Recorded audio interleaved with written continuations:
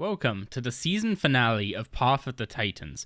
We're going to go over why this is the season finale later in the episode, but for now let's dive back into tier 3, starting with fixing a mistake from last episode, where I set a challenge of a sub 36 second kill at Hermod. This goal was supposed to be to achieve a PR of 36 seconds, however, the way I wrote it definitely requires me to get a sub 36 second kill, which means going for a 35.4, and that's exactly what we did. So with my mistake corrected, let's get back on track with Necromancy's absolute domination of tier 3. I used the same approach as I did at Hermod to go for the sub 48 second kill at Calfight Queen, and honestly, the results speak for themselves. What the flying? I was barely touching anything, they just destroyed her. I was expecting Necromancy to absolutely dominate some of these challenges, however, I did not even factor in the Ice Nihil, which has completely pushed it over the top when combined with the Ghost's Haunt debuff. So I doubt we're going to be able to do an 18-second Hermod, however, after the performance at the normal Calfight Queen, I get the feeling that an Exiled Calfight Queen speed kill is probably not too unrealistic. So I'm going to go start an instance at the Exiled Calfight Queen, and we're going to attempt that. So, since the Exiled Calfight Queen doesn't have an official kill time, I'm assuming not to conflict with your regular Calfight Queen PRs, we're going to be using the instance timer. So for that kill, the Calfight Queen spawned at 5740 and loot appeared at 5701. However, I know that spawn animations tend to start a couple ticks before you actually see the boss. So what we're actually going to do is we're going to add 2 seconds to that and say that was a 41-ish second kill. Unfortunately, we can't get much more specific than that, but I'm going to go for a kill where there is at most 38 seconds between the Calfight Queen appearing and the loot appearing. And that one was not quite it, so let's go again.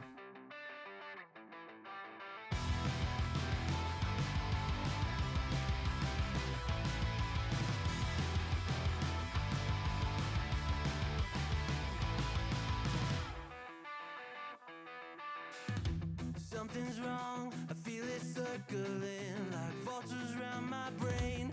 Couldn't see the danger in your eyes. Draw me in, got me spinning now like water to a drain. You were perfect till I realized you hadn't shown your face. Okay, now for the moment of truth, let's go see if that was the kill. So, the Calfight Queen spawned at 5118 and the loot appeared at 5041. So this is a 37-second duration between those two events, so I'm very confident in saying that counts as a sub 40-second kill.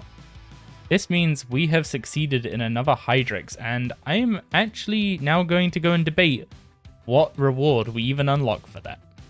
You can probably guess, based on where we are, the reward we're going for is the Enhanced Excalibur. This is a tier 72-ish offhand for melee, as well as having an activatable ability that heals us for 40% of our health every 5 minutes, as well as giving us a nice little defense boost for free. So this means on endurance challenges, this just takes the space of a defense potion, and it also provides a bunch of healing every 5 minutes, which is really, really nice. So let's get in the melee gear and see what that looks like now.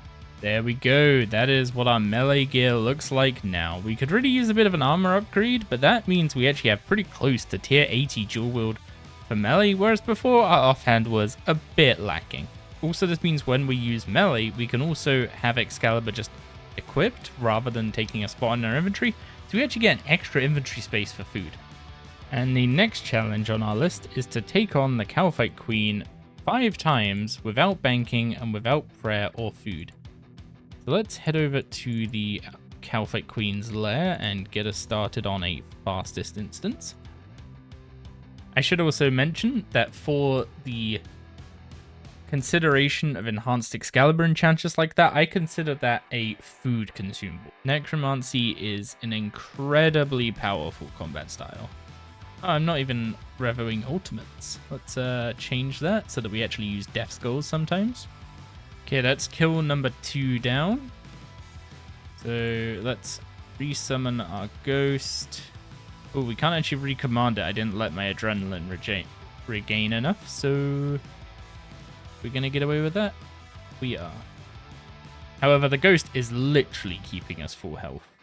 Just again, showing the sheer power of Necromancy, where simply making sure to have the ghost up every single kill is enough to basically sustain. Even at 50% accuracy, we are killing the Calphite Queen so much quicker than the other styles would be able to consistently. Okay, we're about to be going into kill number 4. Let's see if the... although our ghost has despawned, so I guess now we will be taking advantage of Bone Shield using... Now we'll be taking advantage of Bone Shield. We can use stuff like Resonance. We can use Reflect if we get enough Adrenaline. Now we'll just reduce our damage taken considerably. Okay, there we go. That is kill number 4. We just need one more kill. We're down to 4,000 health, so a little bit close, but we're about to have a full, fresh suite of summons for this next kill, so no concerns really about sustain. Okay, beginning kill number 5. We're dropping a little on the low side, but if we really need to race to death, then we can always throw in some Nihil scrolls. But here we go, this is about to be Calphite Queen number 5, with no food and no prayer. That is another Dragonstone challenge ticked off, and Necromancy is really showing just how much power it brings to the table. And it's time for our next challenge, that being 1 hour with the Exiled Calphite Queen. So we're taking a yak full of sailfish, and our usual assortment of stuff. We don't need a defense potion this time because we have the Excalibur for its defense buff. Surprisingly, the Calphite Queen is actually poisonable, so we've got a poison flask, some extreme necromancy, some super prayer renewals, Guthix Rest to clear their poison. Okay, we are in. Let's just survive an hour. We've got access to Soul Split this time, so honestly, I'm expecting this to be quite a bit easier than some of the other endurance challenges. I do have it set to fastest spawn, so hopefully the Exiled Calphite Queen doesn't have too long a spawn time. There's our first Necromancy level from bossing, and honestly, every single kill is just going to result in us getting more and more powerful. That is a lot of sharks, Jesus. Even if I was taking damage and needed to eat through these sailfish, that is 15 sharks. No, 14. The amount of bosses that just drop like a mountain of food. I think any boss that drops a mountain of food is basically impossible to do an endurance challenge at because, well, they just resupply you. It looks like it's 7 sharks at a time though, given that the first round's despawned. So there's still so many sharks. It was the same with the Chaos Elemental, just so many food drops. And we got yet another shark drop. So that would have been 21 sharks already, assuming I've not missed any. That's almost an entire yak. I'm not sure if this is a bug or if it's intentional, but the Exiled Calphite Queen's minions don't seem to respawn. So once you've killed them in the first kill, that's it. I originally thought I was going to be being attacked by like 5 things at once the whole time for this, and instead it's basically just been a slightly higher defense Calphite Queen hitting me the whole time. So that's kind of unfortunate. That said, this boss doesn't even have like a kill time. It seems like a very forgotten boss again. Kind of like the Chaos Ellie. Very forgotten, missing a few features. Seems... I'm not sure if the minions thing is a bug. I would have expected the minions to spawn every time the boss respawns, like the same at God Wars Dungeon. But doesn't seem to work like that at all. Okay, yep, that's about to be our last Calphite Queen, and to be honest, between Excalibur, Soul Split, and the Ghost, I needed to eat like 6 pieces of food total. This was a little bit disappointing. I was expecting all of the like ads to be spawning all the time, being constantly poisoned. I was expecting way more damage intake, but for some reason only the Queen was respawning. So that's the Onyx challenge wrapped up for the Calphite Queen, and I'll be honest, I set this at Onyx because I was expecting being constantly attacked by 4 exiled Calphites to just do a ton of damage, and they just never spawned again. So I had to fight them once, and that kind of killed the vibe of this challenge a little bit. But that is the Calphite Queen fully wrapped up, and I'll be honest, thanks to Necromancy, this boss was a bit of a disappointment. It would have been a bit more interesting if I had to actually hybrid to deal with the prayers. Necromancy is specifically well suited to taking on the Calphite Queen. So now that just leaves us to go and take on Krill Suturoff for his last challenges. So the plan for Krill is to do this without using prayer so that he doesn't use his spec. So I'm going to be using dark magic and I'm going to extend it so it lasts the whole 2 hours. And the way we're going to do this is we're going to start 2 instances back to back to take on the 2-hour endurance challenge. And I should probably actually fill up my inventory with food before we attempt that. Okay, so if we hop in, start an instance encounter fastest for 1 hour. And then as soon as we're done with this one, we'll just teleport out and start another one. Turn on dark magic. Hopefully the enhanced Excalibur and the sailfish, plus obviously the ghost. Hopefully those end up being enough for this, but we shall see.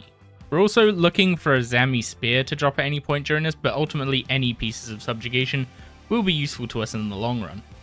Also, I care a lot about War Priest's Zami cape. That is our first Zamorak component on the account.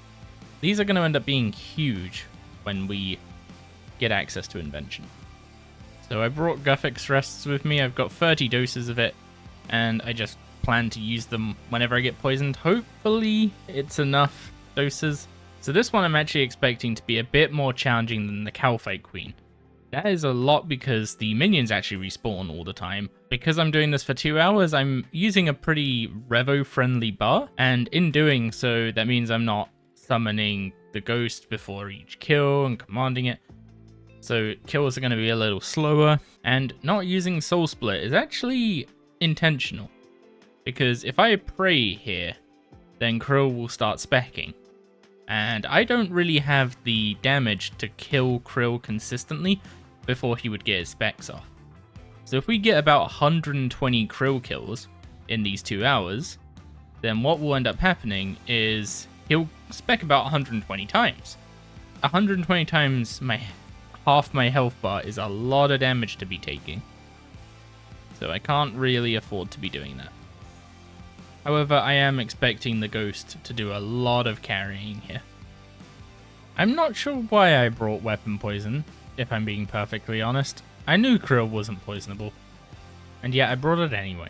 But yeah, it looks like this is going to be a little bit trickier than the Calphite Queen. I'm taking more damage, the minions are constantly respawning, so there's not really any downtime in the damage.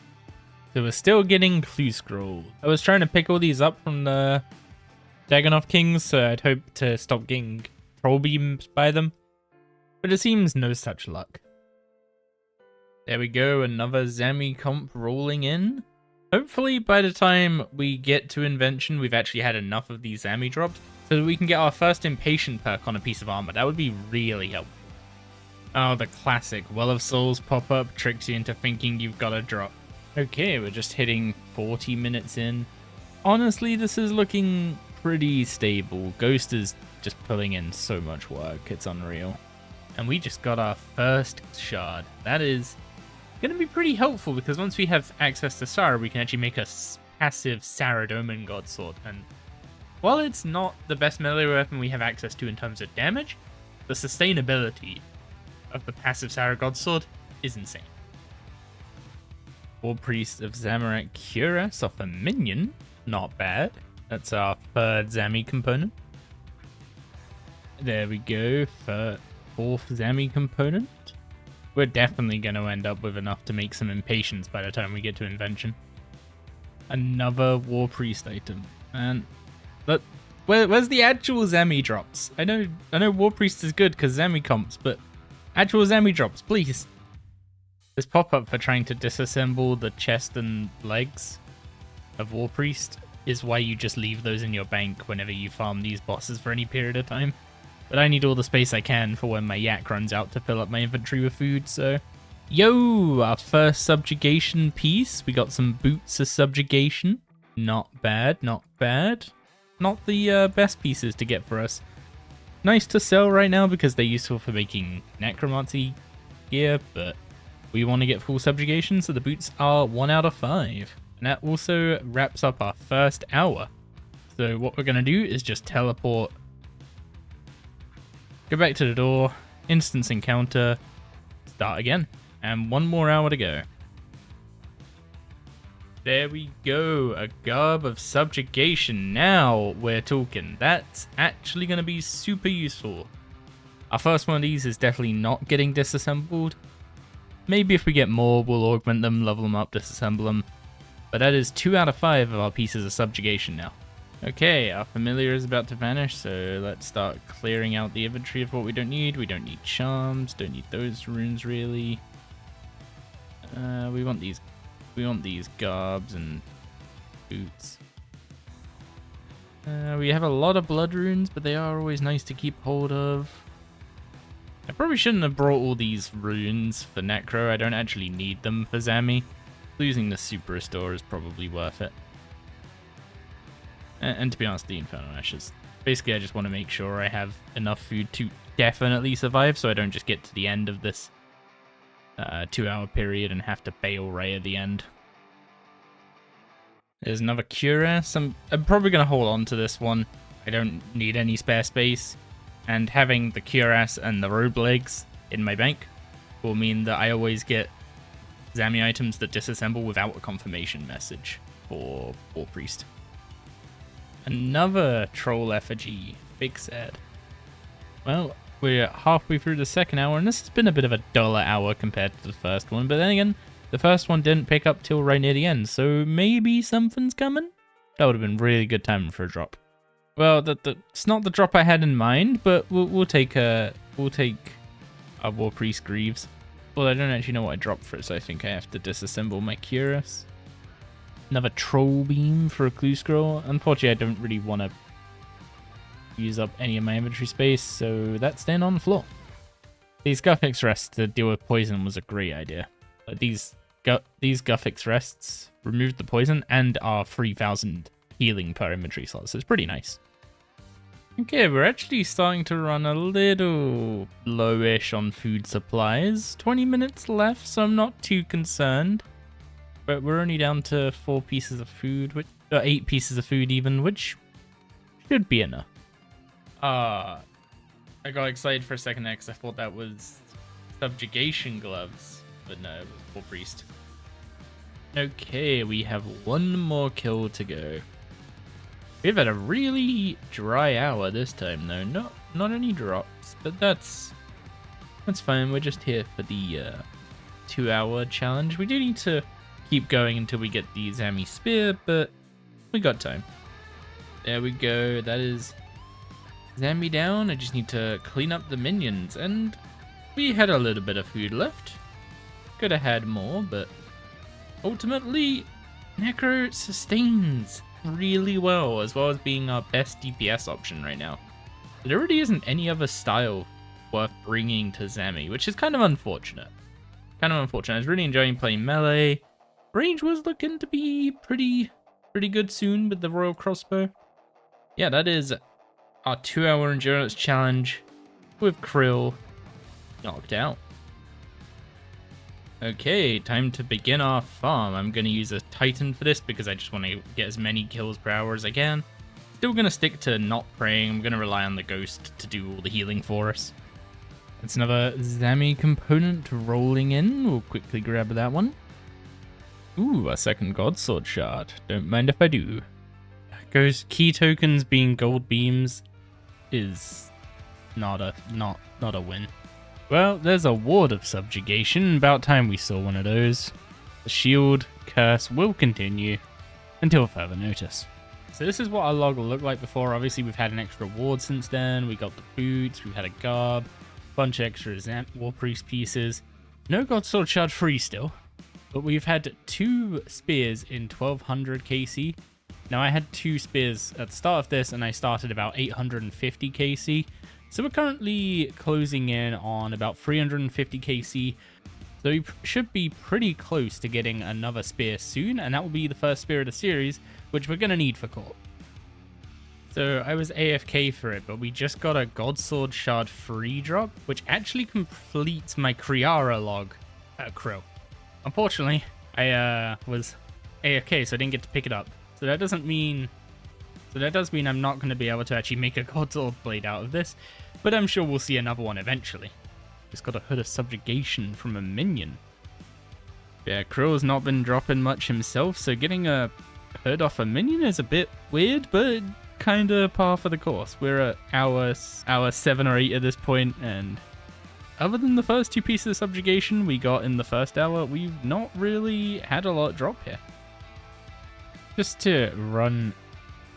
to show off how long we've been here, we're now up to level 94 Necromancy, most of which has come from just killing Krill over and over again. We're now up to 1413 Krill count, and we started at 850, so we've done almost 600 Krills. Still waiting on that spear. And that's our 4th piece of subjugation, not too long after the hood. We're only missing the gown now, and then we have full subjugation. We're going to get full subjugation before we even see a spear. Well, that's a Steam Battle Staff, which is one of his collection log items that doesn't broadcast, but it's the wrong one of those. However, the Steam Battle Staff was the log item I was missing last on my main. There it is, the Gown of Subjugation. That is the last piece we were missing from our full set of subjugation. This hour we've almost got the full set.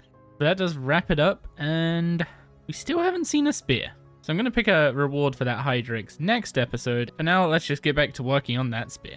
There it is, the Zamorakian spear. That is the final challenge done at Krill Sutroth. I'm honestly shocked that we got the entirety of the Hydrix challenge done before seeing this, but after I look at Barrows, I'm not even surprised, actually.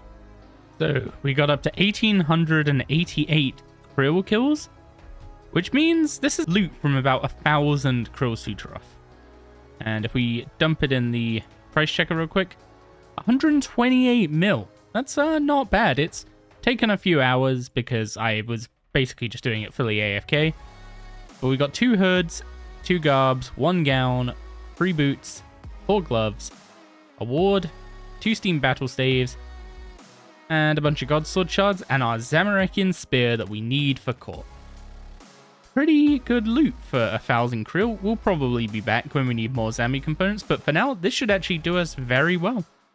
And that's where we're going to be wrapping up this episode. At the start of the episode, I said I would explain why this is the season finale, and a lot of that comes down to the fact that with Necromancy in the state it is, and all the combat changes coming soon, what I actually plan to do with the series is pick up Season 2 when all the combat changes roll out to the other styles. It has become very apparent that Necromancy is significantly stronger than the other styles, and will remain that way for many, many tiers. And I don't really want to ban an entire style just to make the series work, so I'm gonna wait and see what the combat changes Mod Ryan is working on bring to the table. Maybe the other styles will step up and match Necromancy, maybe they won't, but I'd rather see that before making a snap decision. Next week, instead of an episode of Path, we're going to do a deep dive into the state of Path, the state of content in general on this channel, and the state of RuneScape and how I'm feeling about it. But for now, as usual, I hope you have a wonderful week, and I'll catch you again next time.